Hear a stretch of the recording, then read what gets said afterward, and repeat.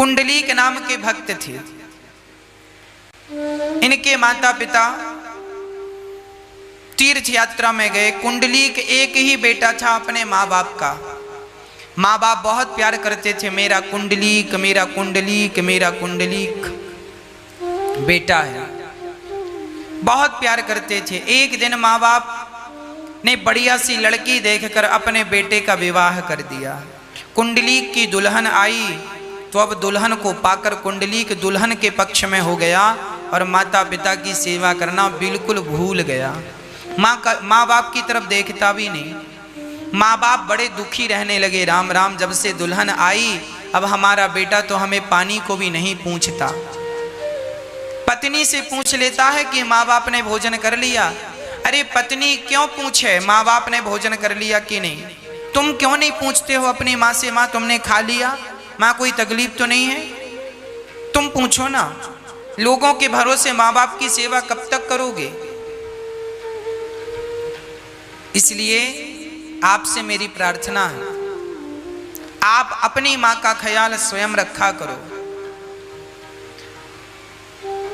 आपकी पत्नी भी आपकी माँ का ख्याल रखती है, अच्छी बात है, पर पत्नी भी ख्याल रखे अपनी सास का और बेटा भी ख्याल रखे अपनी माँ का। क्या बुराई है इसमें? पत्नी भी पूछे कि माँ जी आप क्या खाएंगी, आपका स्वास्थ्य कैसा है, आपको कोई तकलीफ तो नहीं है, और बेटा भी यही सवाल पूछ ले माँ से, तो इसमें हर्जा क्या है, बुराई क्या है? पर आज पत्नियों ने जैसा कह दिया वो वैसा मान लेते हैं। पत्नी ने कह दिया कि माँ ने खा लिया, सो ठीक है, माँ ने खा लिया होगा। ठीक है, आपकी पत्नी बहुत अच्छी है, सेवा भी करती है आपकी पत्नी आपकी माँ की, सास ससुर की, पर आपका भी तो कर्तव्य है कि आप बेटे हैं, अपने माँ से पूछें, 2 मिनट उनके पास बैठें, पांव दबाएं। कुंडलीक अपनी माँ को बिल्कुल भूल गया और पत्नी का ही गुलाम हो गया, पानी को भी नहीं पूछता। पत्नी कहती है मैं थक गई हूं। सो कुंडलीक अपनी माँ से कहता, माँ भोजन क्यों नहीं बना देती हो, माँ बर्तन क्यों नहीं धुल देती हो? माँ ने सिर पे हाथ रखा, राम राम, जिसके घर में जवान बहू है वो बहू आराम कर रही है और सास से कह रही है तुम बर्तन धुल लो, पर चूंकि अब माँ बाप को रहना था, खाना था, सो बेचारी माँ बर्तन धुलती है, भोजन बना के बेटे बहू को खिलाती है, और बहू आराम फरमा रही थी। कुंडलीक की पत्नी, दोनों बुढ़ा बुढ़ी बड़े परेशान रहने लग गए। शरीर चलता नहीं है और बहू काम सारा करवाती है, और बेटे से भी कहें तो बेटा बहू के पक्ष में है, सुनता ही नहीं। माँ बाप ने निर्णय लिया कि अब हम दोनों तीर्थ यात्रा में निकल जाएंगे। दोनों पति पत्नी ने कहा, अपनी बहू और बेटे को एक दिन बुलाया, कहा बेटा कुंडलीक अब तुम प्रसन्न रहना बेटा, अपनी पत्नी के साथ खुश रहना, अब हम जा रहे हैं और सदा भगवान की सेवा में रहेंगे, अब हम वापस नहीं आएंगे, आप दोनों बड़े प्रेम से रहना, खूब भजन करना भगवान का, सुखी रहना, हम सबका आशीर्वाद है। दोनों बुढ़ा बुढ़ी पति पत्नी तीर्थ यात्रा पे चले गए। तभी कुंडलीक की पत्नी ने कहा, सुनो जी, जब हमारा विवाह हुआ था तो माँ जी ने सुंदर सा माला सोने का हार पहन रखा था, रानी हार, वो तो माँ ने दिया नहीं और तीर्थ यात्रा पे जाने लगी। लगता है माँ अपने झोले में सोना दबा कर ले जा रही है। तो पति को कहा जाओ, वो भी पत्नी का गुलाम था, एक नंबर का स्त्री लंपट। बोला ठीक है, बोले जाओ माँ का पीछा करो, जहां सो जाएं सो इनका बैग चेक कर लेना, जरूर सोना मिलेगा, लेकर आ जाना, माँ को जाने देना। कुंडलीक बोला बिल्कुल। अब माँ बाप चले, पीछे पीछे पीछा कर रहा है चुपके चुपके कुंडलीक। माँ बाप चलते चलते यात्रा उनकी काशी पहुंच गई। बहुत सारे लोग उस यात्रा में थे, ये भी सम्मिलित हो गए थे, बूढ़े माता पिता। बैलगाड़ियों का जमाना था, सो बैलगाड़ी से यात्राएं चल रही थी। इनका जत्था काशी पहुंचा, गंगा के किनारे। ये दोनों बुढ़ा बुढ़ी पति पत्नी बड़े प्रेम से माँ गंगा का दर्शन करके जो प्रसाद मिल गया सो प्रसाद पाकर रात्रि को विश्राम कर रहे थे। दोनों घाट पर ही सो रहे थे। तभी कुंडलीक ने देखा किन का झोला आज थोड़ा दूर रखा है। कुंडलीक गया और झोले की चैन खोला, तब तक उसने देखा गंगा जी से एक सुंदर सी स्त्री निकल रही है। वो गंदे से कपड़े पहनी है और वो आकर के कुंडलीक के माता पिता के सामने खड़ी हो गई। उनके माता पिता सो रहे हैं और वो स्त्री खड़ी है। तो कुंडलीक ने देखा और आश्चर्य से पूछा, देवी आप कौन हैं? उस स्त्री ने कहा, बेटा लोग मुझे गंगा मैया कहते हैं। अच्छा आप गंगा मैया हैं? तो आपने अभी तो कपड़े गंदे पहन रखे थे और मेरे माँ बाप के सामने आते ही आपके कपड़े स्वच्छ हो गए, सुंदर कपड़े हो गए, आपका रंग भी साफ हो गया, ऐसा क्यों? तब गंगा मैया ने कहा, बेटा जब से तुम यहाँ आए हो ना, तब से मैं गंदी हो गई हूँ और तुम्हारे धर्मात्मा माता पिता जो कि भगवान से अत्यधिक प्यार करते हैं, दोनों तुम्हारे माता पिता भगवान के बड़े भक्त हैं। जब भक्तों का दर्शन मैं करती हूँ तो मेरे भी पाप धुल जाते हैं। और तुम जैसा बेटा जो अपने माँ बाप पर संदेह करता है, सेवा नहीं कर रहे हो, तुम माँ बाप पर संदेह कर रहे हो। तुम जैसे नालायक बेटा जब गंगा में पांव रखते हैं तो तुम जैसों का स्पर्श करते ही मैं गंदी हो जाती हूँ, और जब भक्त का दर्शन करती हूँ सो मैं पवित्र हो जाती हूँ। सो तुम्हारे माँ बाप का दर्शन करके मैं पवित्र हो गई। ये सुनकर तो कुंडलीक की आंखों से आंसू नहीं रुक रहे थे। हे विधाता, कितना बड़ा अपराध हो गया। मैंने अपनी माँ के ऊपर संदेह किया। मैं एक पत्नी के कहने पर, अपनी स्त्री के कहने पर अपनी माँ, जन्म देने वाली माँ को भुला दिया।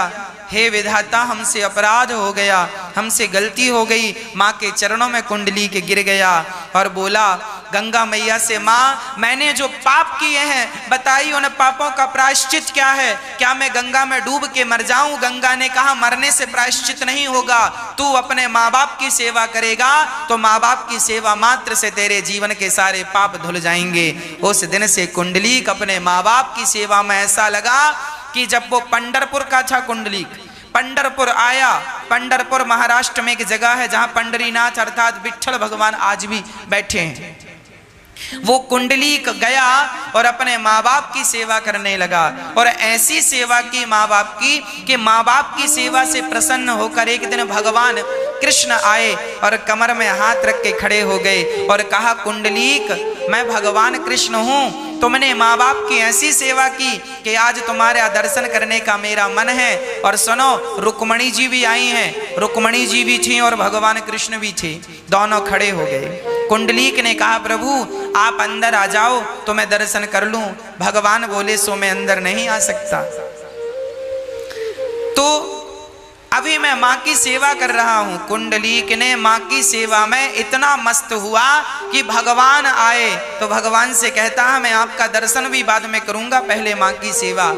भगवान बोले, तब तक मैं क्या करूं?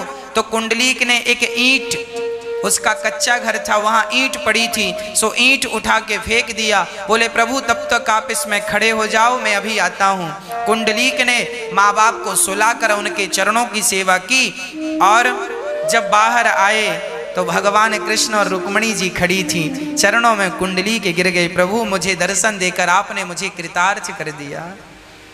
कुंडलीक ने कहा, अभागे हैं वो लोग जो अपनी माँ की सेवा नहीं करते। अरे माँ बाप की सेवा से देखो भगवान के दर पे जाना नहीं पड़ा, भगवान खुद चल करके आ गए। भगवान ने कहा, बेटा कुंडलीक मैं तुम्हारी सेवा से, माता पिता की सेवा से अत्यधिक प्रसन्न हूं, बोलो तुम्हें क्या चाहिए? कुंडलीक ने कहा, सरकार आप बस यूं ही खड़े रहकर कलयुग के भक्तों का पाप हरते रहिए, उन्हें सद्बुद्धि देते रहिए, उनका कल्याण करते रहिए, हमारे और आपके लिए खड़े रहिए। तब से भगवान कुंडलीक के कहने पर आज भी पंढरपुर में पंढरीनाथ कमर में हाथ रख के विठ्ठल भगवान आज भी खड़े हैं। बोलिए विठ्ठल भगवान की, पंढरीनाथ भगवान की। तो एक बेटा अपने माँ बाप की सेवा करके वो भगवान को भी वश में कर सकता है, इसलिए हर बेटे को माँ बाप की सेवा करनी चाहिए। धुंधकारी ने जब अपनी मां को मारा तो मां, पिताजी तो चले गए, गोकर्ण जी ने ज्ञान दिया। गोकर्ण जी ने ज्ञान देते हुए कहा, देहे स्थिमान सरुधिरे भीमतिं त्यजत्वम् जाया सुतादिषु सदा ममतां विमुञ्च पश्यानिशं जगदिदं क्षणभङ्गनिष्ठं वैराग्यरागिरसिको भवभक्तिनिष्ठः।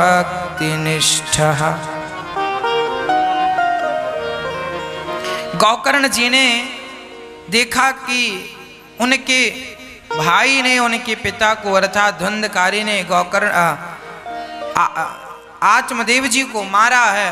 आत्मदेव जी रो रहे हैं, तब गोकर्ण जी ज्ञान दे रहे हैं, पिताजी आप क्यों रो रहे हैं? इसलिए ना कि आपके पुत्र ने मारा है, आपने उसे अपना बना रखा है।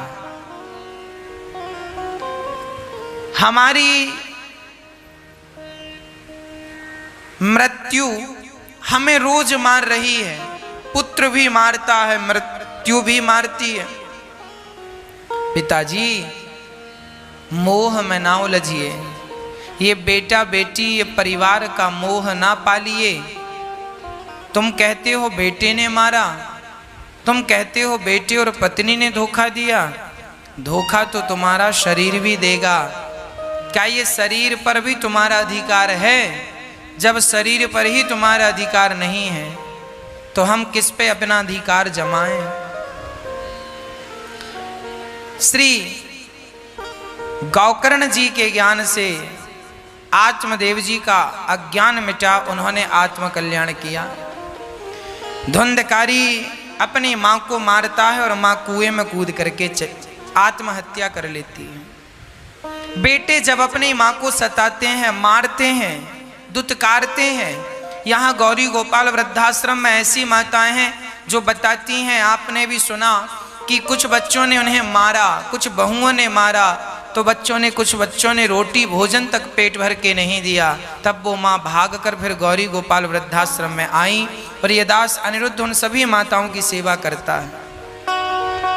उन सभी माताओं की सेवा हम इसीलिए करते हैं क्योंकि माँओं की सेवा करना, किसी का सहारा बनना, यही हमारा धर्म है। पर हम तो सिर्फ अपने धर्म का पालन कर रहे हैं, आप लोग भी इस धर्म के पालन से जुड़ रहे हैं। प्रिय भक्तों, धुंधकारी एक वैश्या के चक्कर में पड़कर पांच वैश्याओं से उसने संबंध स्थापित किया और 5 वैश्याओं का पेट भरने के लिए धुंधकारी पाप करता, चोरी करता, ना जाने क्या क्या करता। उन 5 वैश्याओं ने धुंधकारी का गला दबा करके मार डाला।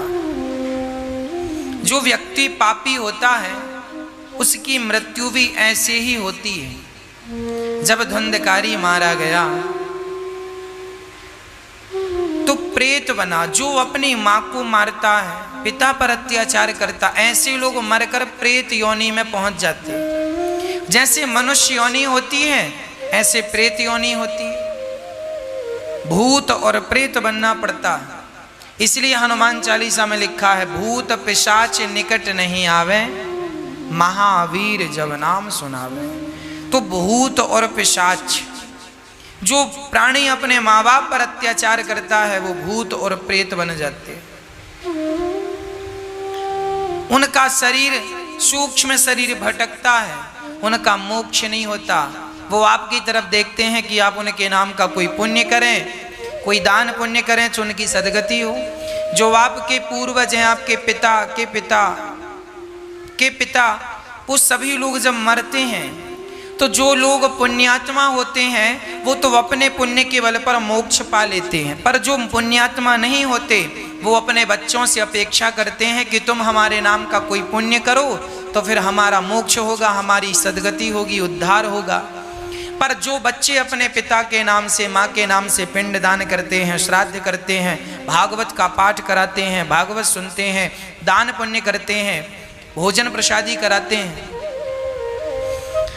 उनके माँ बाप की भी सदगति हो जाती है। पर जो लोग, कुछ ऐसे लोग होते हैं, पिंडदान नहीं करते, किसी को भोजन नहीं कराते, दान पुण्य बिल्कुल नहीं करते अपने पूर्वजों के नाम से, उनके पितर इंतजार करते हैं मेरा बेटा करेगा पुण्य, पर नहीं करता तो फिर वो नाराज होकर के फिर वो आपके बनते बनते काम को बिगाड़ देते हैं। कई बार तो वंश रोक देते हैं, बच्चे नहीं होते, ये पितृदोष फिर चालू हो जाता। फिर आपके जीवन में कठिनाइयां ही कठिनाइयां, क्योंकि आपने अपने पूर्वजों के लिए कुछ किया नहीं।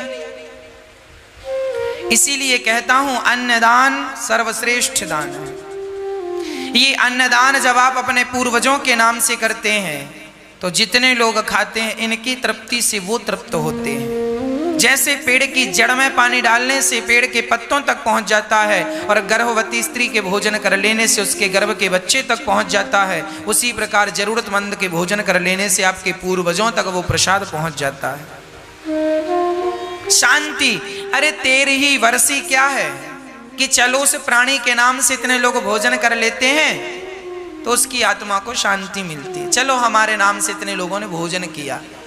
जब कोई मर जाता है तो लोग उसके नाम से खिलाते पिलाते हैं ना समाज को, उसके नाम से, ताकि उसको इसका पुण्य मिले। मतलब अन्नदान सब जगह सब हाल में किया जाता और यही सबसे बड़ा पुण्य है।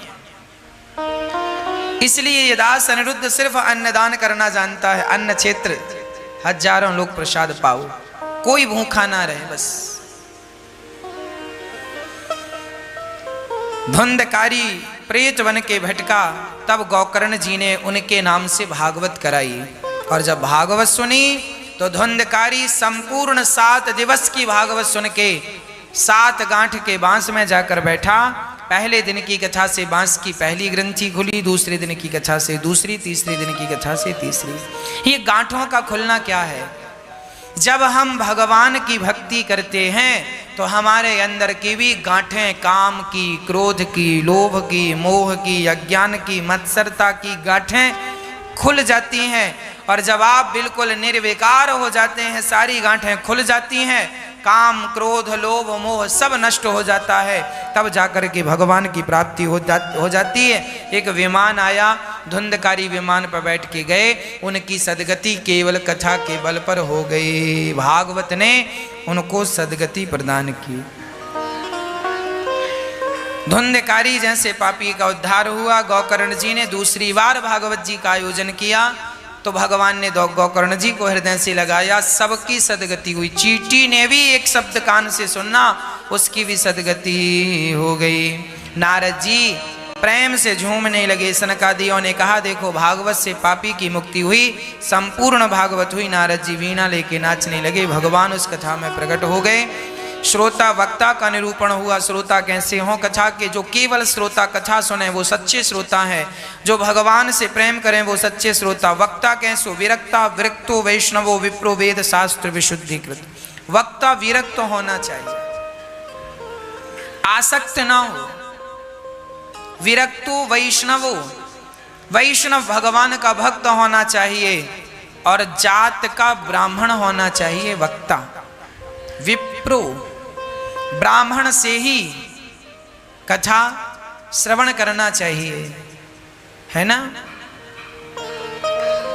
ये जो अधिकार है, ब्राह्मण ही वेद पढ़ के औरों को पढ़ाएं, समझाएं, ये एक परंपरा रही है, उसका हमें निर्वहन करना चाहिए। भगवान की कथा सुनाने वाला भक्त ब्राह्मण हो, धर्मनिष्ठ हो और अपनी बात समझाने में कुशल हो, वेद पुराणों के अनुसार बात को समझाकर लोगों के अंदर के अज्ञान का हरण कर ले, ऐसा वक्ता होना चाहिए। साथ ही नारद जी झूम झूम के नाचने लगे। भगवान वहां प्रकट हो गए। सभी संतों ने आकर भगवान का पावन दर्शन किया।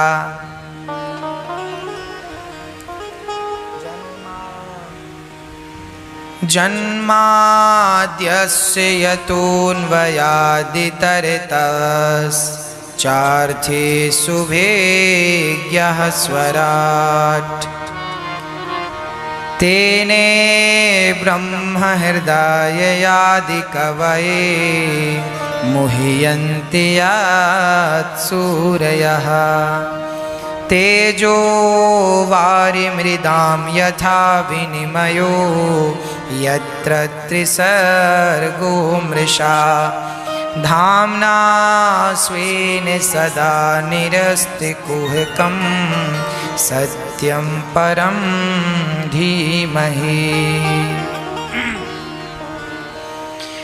जन्म आदि यस्य जन्माद्यस्य, भागवत जी का प्रथम श्लोक कहता है सत्यम परम धीमहि। हम उस सत्य का ध्यान करते हैं, हम उस सत्य की वंदना करते हैं। वो सत्य कैसा है? बोले जन्म आदि यस्य जन्माद्यस्य, जो परमात्मा हम सभी को जन्म देने की सामर्थ्यता रखते हैं, सृष्टि उत्पन्न करते हैं, पालन और संहार। ऐसे भगवान जो स्वराट हैं, ऐसे भगवान जो तेजोमय हैं, ऐसे भगवान जो कण कण में व्याप्त हैं, ऐसे भगवान को नमस्कार करते हैं। धर्मः प्रोज्झित कयितवोत्र परमो निर्मत्सराणां सतां वेद्यं वास्तवमत्र वस्तु शिवदं तापत्रयोन्मूलनम्। श्रीमद्भागवते महामुनिकृते किं वा परैरीश्वरः सद्यो हृद्यवरोध्यते त्रिकृतिभिः शुश्रूषुभिस्तत्क्षणात्। जो भागवत श्रवण करने का केवल मन बना ले, उसी तत्क्षण उसी क्षण भगवान हृदय में प्रवेश कर जाते हैं और प्राणी के अज्ञान का हरण करके उसी एक दिव्य भक्ति की चेतना दे देते हैं। भगवान उसी क्षण हृदय में प्रकट हो जाते हैं, उसके हृदय में जो निरंतर भगवान की कथाओं को श्रवण करता है। सुनने का केवल आपने मन बनाया कि आज हमें भागवत सुनना है, अभी सुना नहीं, केवल मन बनाया, उसी क्षण आपके हृदय में भगवान का प्राकट्य हो जाता है। ऐसी कथा की और कीर्तन की महिमा है। भागवत जी के कुछ प्रश्न पूछे गए। मनुष्य का धर्म क्या है? मनुष्य का धर्म है सबई पुंसाम परो धर्मो, सबका हित करना, सबके बारे में अच्छा सोचना, सबकी सेवा करना, सब पर दया रखना और सबको ईश्वर समझकर सेवा करना, यही मनुष्य का धर्म है। शास्त्रों का सार क्या है? बोले भगवान का नाम जपना ही शास्त्रों का सार है, परोपकार करना ही शास्त्रों का सार है। ईश्वर सगुण है या निर्गुण, ये भागवत जी का प्रश्न है। तो ईश्वर सगुण भी है। अच्छा, कोई आपसे कहे कि भगवान सगुण है या निर्गुण, तो क्या जवाब होगा? ईश्वर सगुण भी है और निर्गुण भी है। जैसे पानी निराकार है, पानी का कोई आकार नहीं, पर वही पानी जो निराकार है फ्रिज में रखने से वही बर्फ बन जाता है।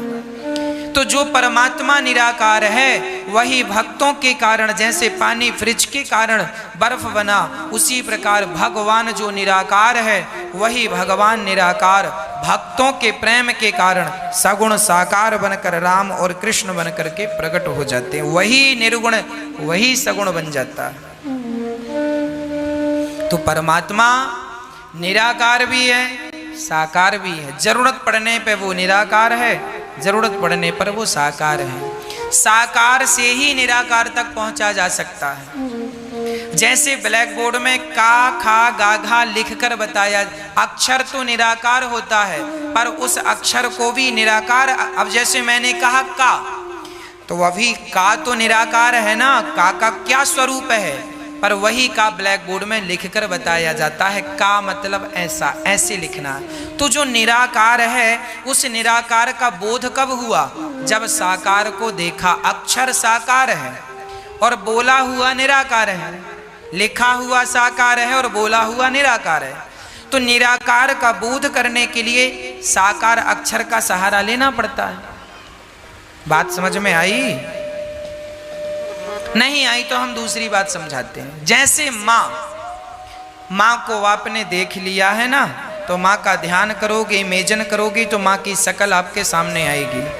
पर माँ जब नहीं होती है, धरती पर चली जाती है, तो आपने माँ को देखा है, तो जब ध्यान करते हैं तो माँ का हंसता हुआ चेहरा आपके सामने आ जाता है। देखा है तभी तो आता है, माँ को देखा नहीं होता तो किसका चेहरा सामने आता।